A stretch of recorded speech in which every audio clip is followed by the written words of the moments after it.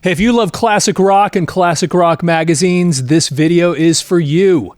This is part 2 of going through, let's see, this was called the 4th Annual Rock and Roll Almanac, Who's Who in Rock. And this was published on March 31st of 1990. And we left off halfway through at the centerfold with Sebastian Bach, and then we were going to pick it up from here. And just a reminder, we film these particular videos when we do these magazine flip-throughs. We film these in 4K resolution, so adjust your YouTube settings accordingly so you can see all of the detail. So, all right, let's move to the next page and see what we've got here. Oh yeah, so I think we discovered this last time, that because this is they call it the Rock and Roll Almanac, they have these little like tabs. So we went through blues rock before, which of course Tesla was part of, and now this part of the rock encyclopedia, we're in classic metal here. And so then let's see here, we have Ozzy. Of course, that's obvious. Well, that's kind of classic metal because he obviously was one of the original heavy metal stars, going all the way back to the early days of Black Sabbath. So they kind of invented that genre in some ways. So that's definitely, then Scorpions, of course, they go back into the 70s. And then let's see here. We have Bob Ezrin already signed with. So this is this Jason Bonham? Yeah. That's interesting. They'd put him in classic metal. I mean, obviously John Bonham's son. Is that really? Let's see here. Another artist. You heard Bonham's down with Ezrin quickly got down to business. 22-year-old son of Led Zeppelin. Yeah.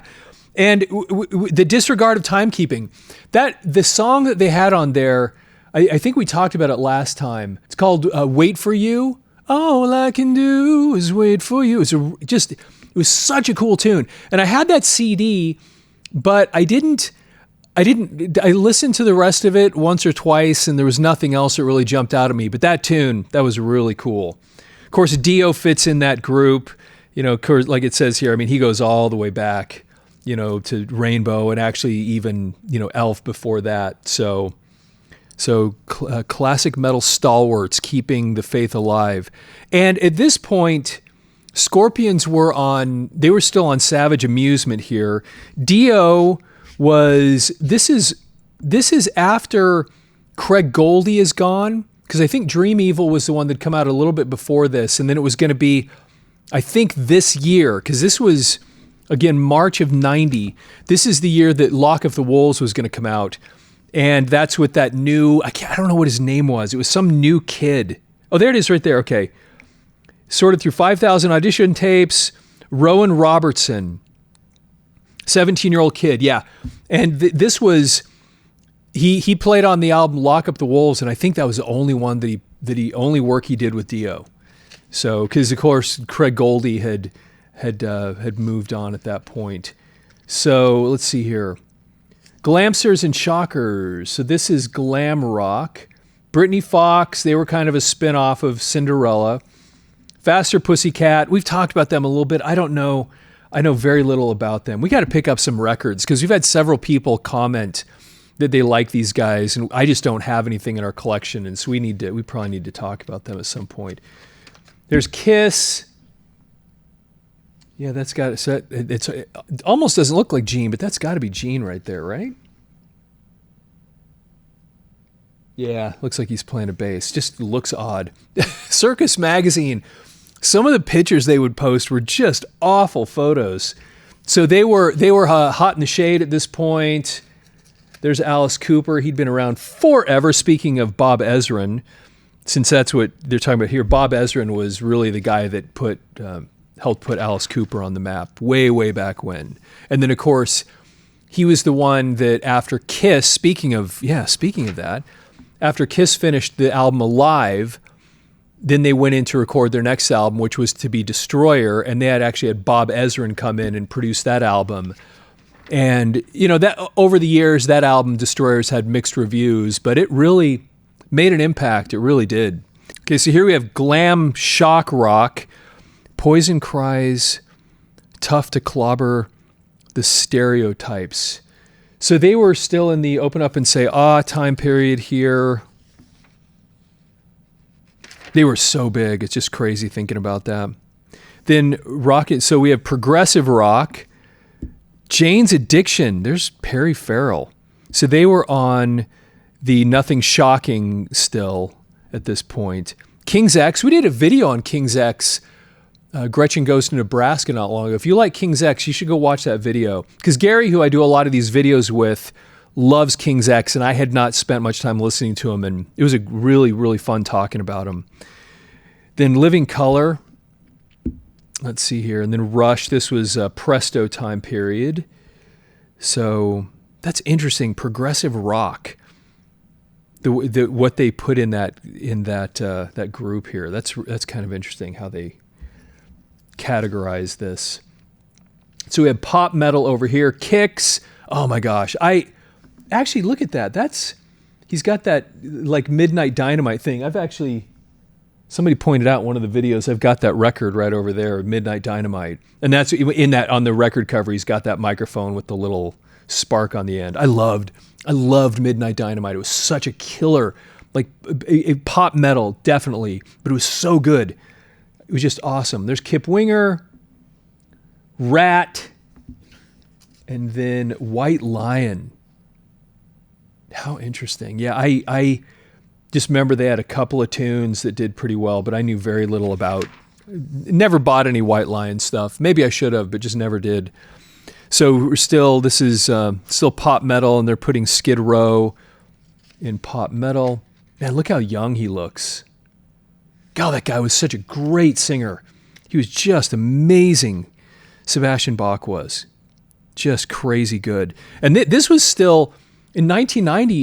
In March of 1990, they still only had the one album out. Slave to the Grind had not come out yet. And that thing which just had such an impact. It was so big. So here's more Skid Row. Get the best seats in the house all year long and save $17.70. So this is for a Circus magazine subscription right here. Yes, send me the next 12 issues of Circus magazine. How much is it? $17.70. I'll write this right there. For 12 issues of Circus magazine. That's amazing. Okay, Warrant, man, this is so interesting because this is 1990.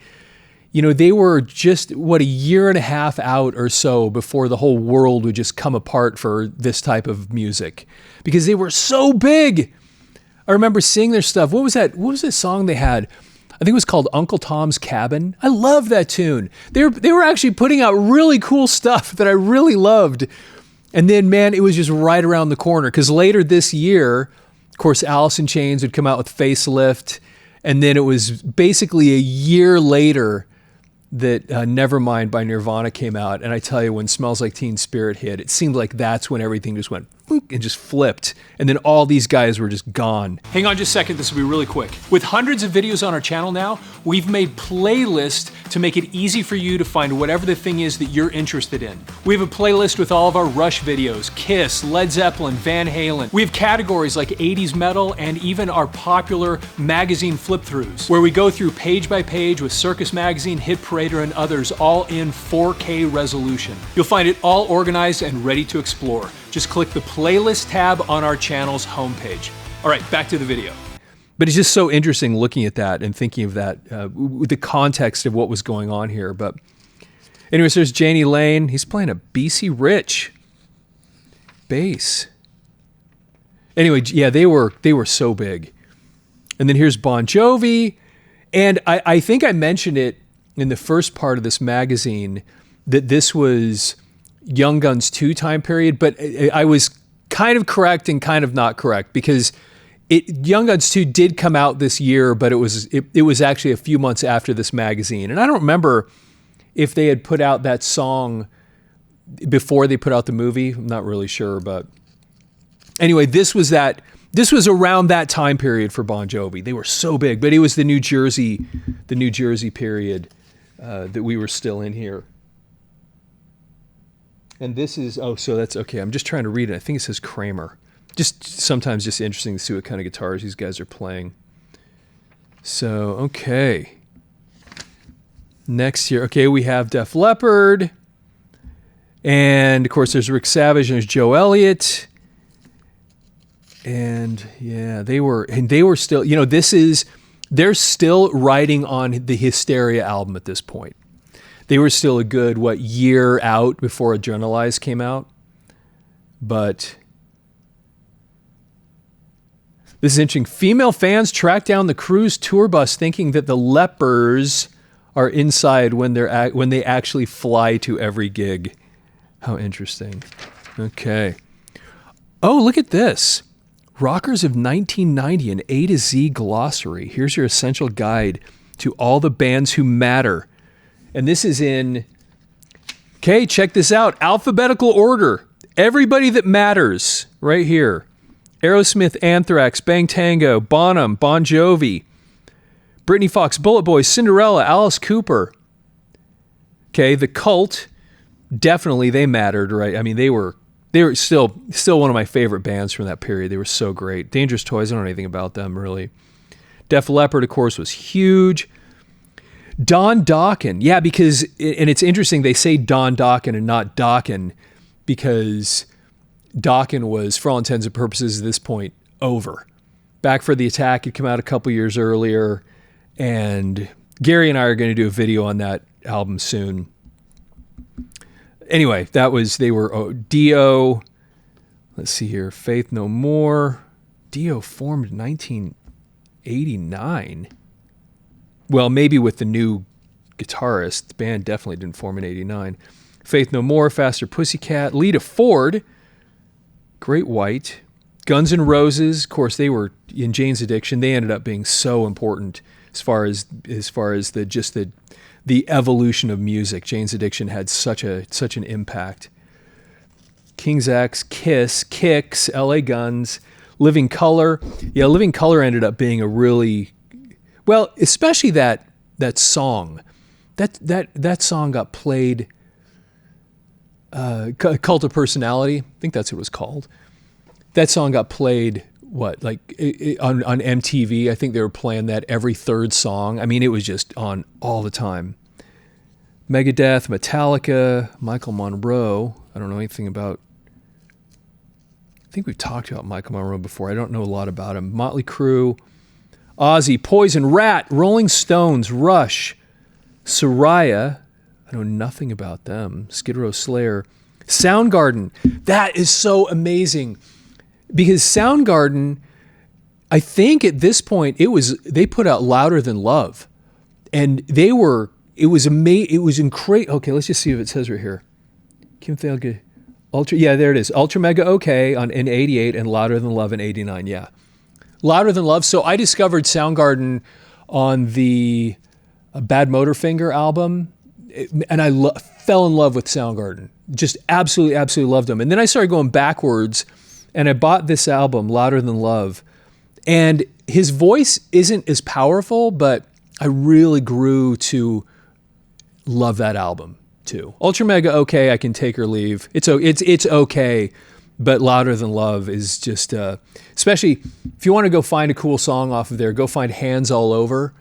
And it has that real Soundgarden sound. There's Tesla, Testament, Tora Tora. I think I told the story about them last time. Van Halen, Vixen, Voivod. I don't know anything about them. Warrant, White Lion, Whitesnake, and Winger. Now you know all the essential bands who matter from that era. Okay, Exalted Guitar Hero is still the fans' favorites. So Slash, of course, he became a legend kind of instantly because he showed up there in the 80s when you had all the flash and, you know, everybody was playing Jacksons and everybody was trying to outdo each other, and Speed and, you know, Glam. And then he walks in with that top hat, that hair in his face, playing a Les Paul. And it was just instantly, you go, dude, that is cool. And he didn't hurt that he was actually really, really good too. So George Lynch, speaking of Dokken, he was still, I mean, he's just one of the greats from that era. Joe Satriani, of course, him too. Steve Vai, and then Richie Sambora. Okay. Now we have Kirk Hammett. He, of course, was on his way to becoming legendary. Let's see. Joe Perry, Lita Ford, Zakk Wylde, similarly on his way to becoming a legend. He's such a character. It's so funny listening to him talk and seeing interviews with him. I think everybody just kind of loves him because he's just so kind of interesting and unique guy. Eddie Van Halen, of course, he was definitely legend at this point. Metallica said, so what was that? That was just, Guitar Heroes. So now we're at speed metal, and this is during the And Justice for All time period. So there's Jason Newsted, of course, James Hetfield there. That's when James Hetfield had that kind of biker look, that long hair. It's so fun. I wasn't a big fan of Metallica back then. I was more into the poppy hair metal kind of stuff. But I have over the years grown to just love that guy. He's such an interesting dude. If you've never seen him on the Joe Rogan podcast, it was probably might have been 4 or 5 years ago. It was so much fun listening to him because seemed like they spent half the time talking about beekeeping.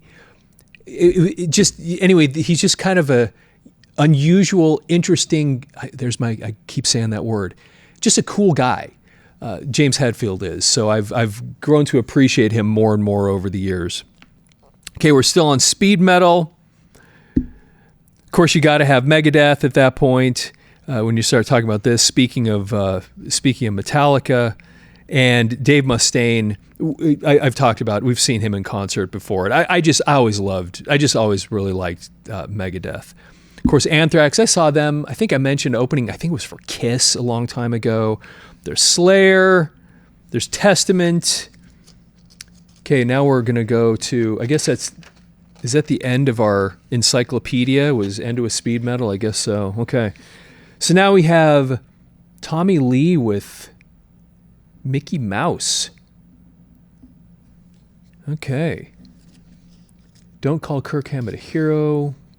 Dave Sable and Rachel Bolan. Music Gear, Guitar Special. Tech Trek, products from the Music Factory. There's a guitar strap. Epiphone digital delay. I didn't know Epiphone made pedals. I don't remember that. String lubricant. You know what? I remember seeing string lubricant at some music stores. Did any of you ever use string lubricant? What did it do? Clean your strings, reduce friction without silicone or other ingredients that soil your fingerboard. Huh. Okay. Flashcards. Oh! That'd be kind of interesting. All parts, guitar tailpiece. Stickers. Guitar bag. Capo. More straps. Guitar preamp. Rivera amps. I don't know anything about that. How to buy an electric guitar. Oh, this would be fun. It's too often frustrating. The titanic array of instrument choices is confusing enough. Confounding the picture further is a strange breed called retail salespeople. An army of an army of frustrated rock stars trained to sound like they know what they're talking about, even when they don't. That is brilliant. I mean, every single person that ever worked at any of those places. I mean, Guitar Center on down the line. That's funny. That is funny. Nothing against Guitar Center or any of you that work there, but that's very funny. Maintaining your guitar, a checklist. Change strings regularly. Check your tuning with an accurate piano, harmonica, or tuning machine. Let your guitar adjust room temperature before playing. Wipe finger oils. Store it in your case. Clean your guitar. Oh, okay. Yeah. That's some interesting, that's some good stuff there. Charvel. Oh, so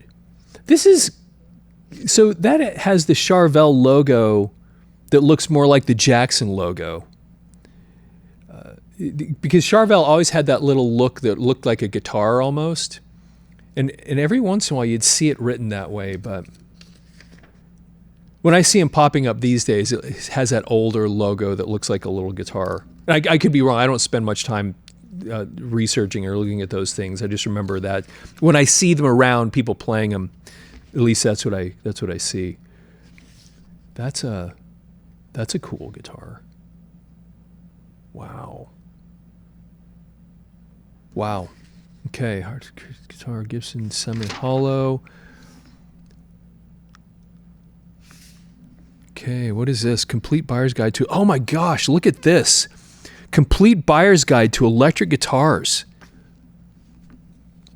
Charvel, Epiphone, Fender, Gibson, Hadfield, Heritage, Hohner, Jackson.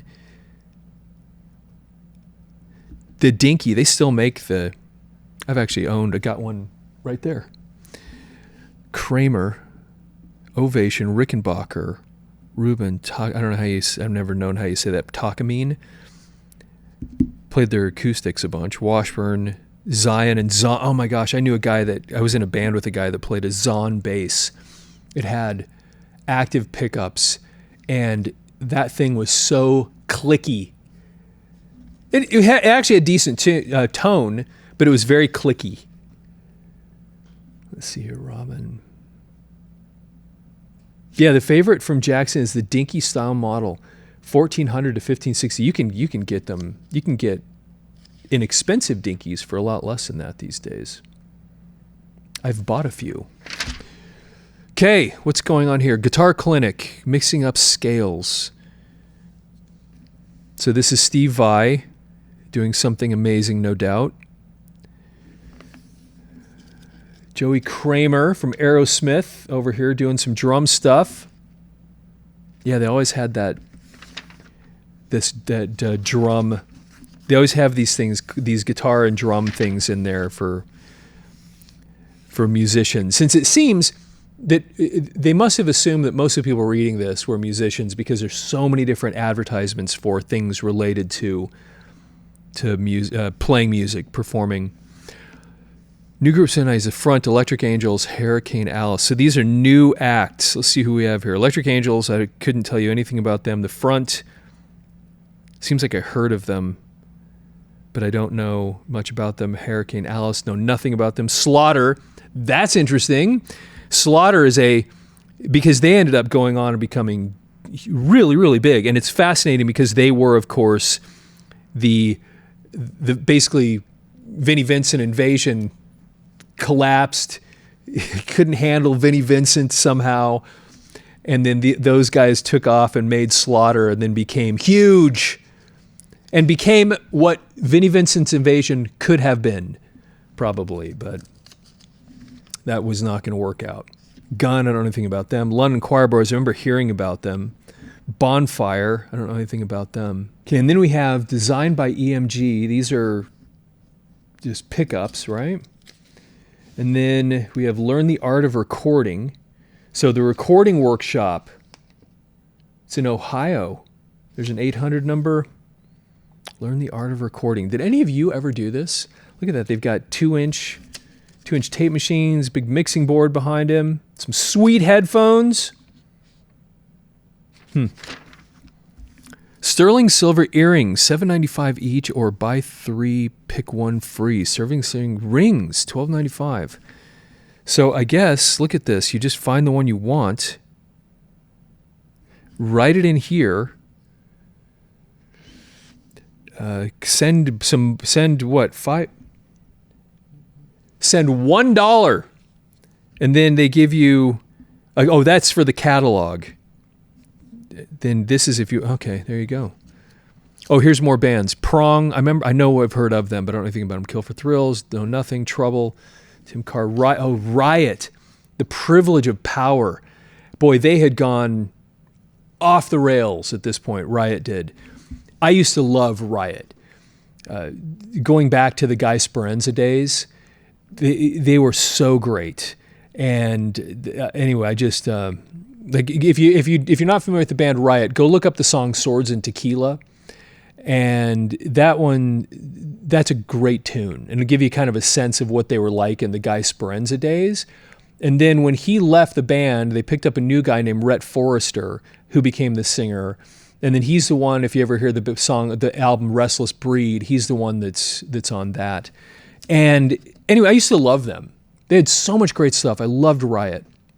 Never got to see them in concert, but they just went through all these changes over the years. And then by the time they put out an album called, I think it was called Thundersteel, and I've got it in the collection, and they had just totally changed.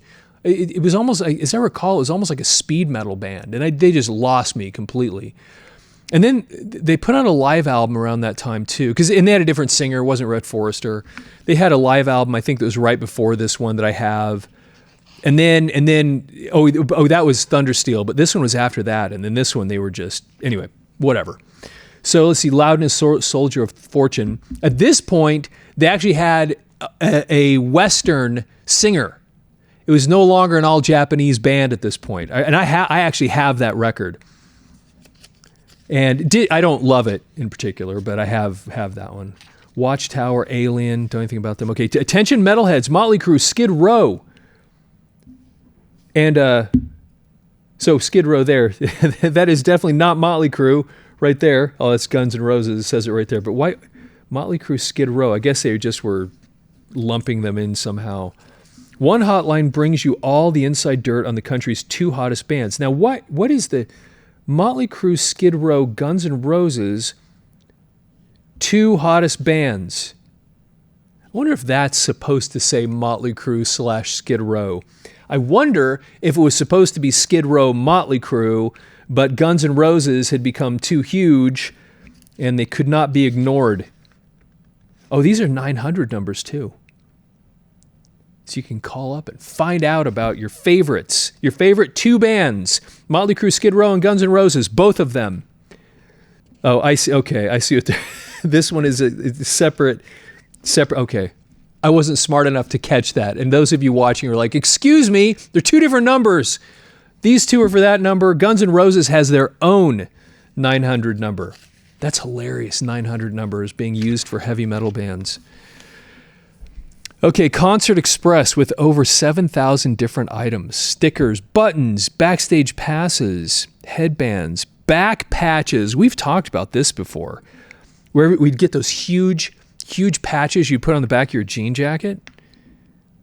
I know, we've talked about that in this show before. And they're so small. I guess when you're a 14-year-old kid, you can read this stuff. Look at all these things. Oh my gosh, when I was a kid, you could just sit here and just read this. You'd spend time just looking at every single band on here. So Concert Express, so then here you'd send your money, check items you want, send check or money order to, and there it is. Minnesota.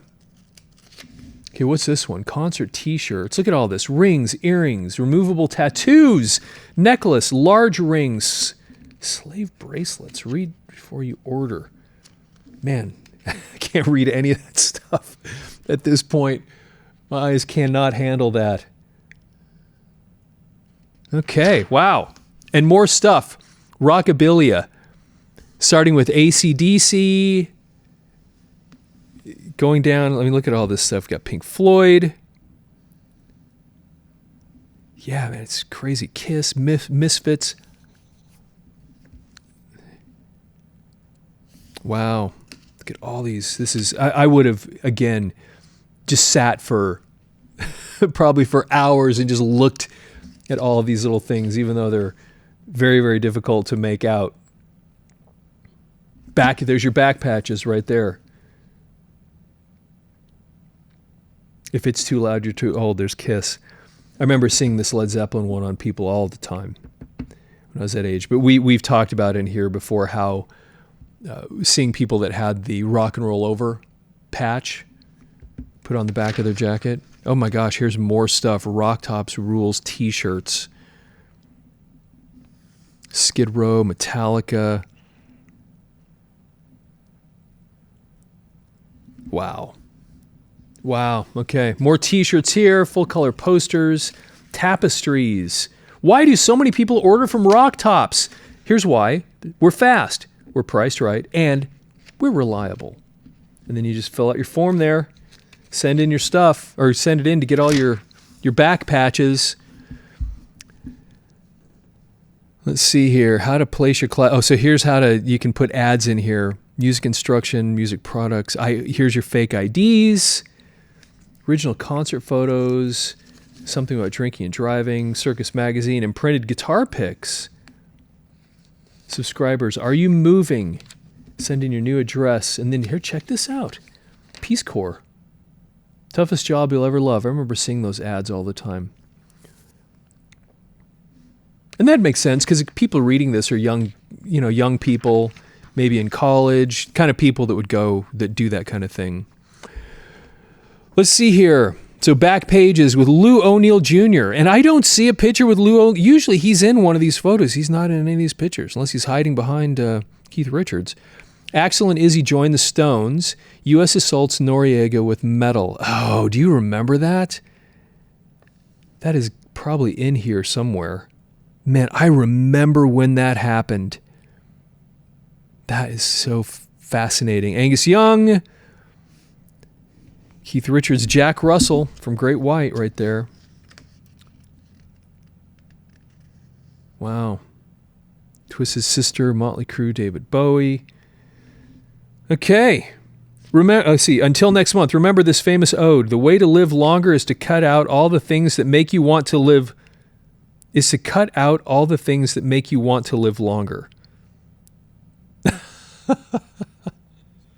That's funny. Okay. Rock solid. So here we have, and this is what I was talking about earlier, because Charvel, you know what I'm talking about. Charvel had that different logo that looked like a guitar almost, and then it went. But yeah, the whole Grover Jackson story, so cool. One of the greatest success stories ever, in my opinion. I just love that. Anyway, those two companies, two different types of guitars, that all came out of there. Anyway, just so fascinating, so cool. Trying to figure out who this is, and I can't identify it. I'm looking at for the name. Somebody out there is going to be looking at it going, duh, that's so-and-so. I can't tell. And if you know who it is, it'd be interesting. Just curious who that is. Charvel Guitar Company, Fort Worth. And then here we go. Great White, Twice Shy. So they had the album Once Bitten that had kind of two hits, Save Your Love and Rock Me. And then they came out with this album, Twice Shy, which had the song Once Bitten, Twice Shy, which was obviously not their song. I don't know if there was anything else that was really good on this album. I bought the CD. I don't think I have the vinyl of this one. But that song, crazy how popular their version of Once Bitten, Twice Shy became. I didn't think it was that great, but man, was it huge. It was so big. So anyway, there you go. That was kind of a big deal. So there's the end of the magazine. We had the 4th annual Rock and Roll Almanac. Hey, if you haven't subscribed to this channel, please subscribe to the channel. Leave your comments. If you remember any of this stuff, I'd love to hear from you. Share your comments down below if you remember any of these bands. If there are any of the bands that I don't know anything about that you do, because we're looking for other things to make videos about that other people are interested in, because we're going to be introducing some new types of episodes, so we're not so random every single day. And those are going to be coming, I think I've talked about this, sometime mid-May probably. Got a whole bunch of different things we're going to be doing, and I'd love to get your feedback on some of this stuff because it helps give us some direction on what we're going to be doing with some of the different things on this channel. And as you know, if you follow this channel, we've actually taken people's advice and even ordered records in to do record reviews and discussions on different records. And matter of fact, Gary's going to be over here a little bit later as we're filming this, a little bit later today. And a couple of these records have come in, and we're going to be making some videos about this stuff. So we're having a ball here, by the way, in case it wasn't obvious. And we really, really appreciate your feedback. And please, so follow the channel, like the video, Share your feedback and down in the comments. Let us know what you think of the videos. If you remember any of the things that I don't know about in here, we'd love to hear about that stuff too. And with that, have yourself a fantastic day.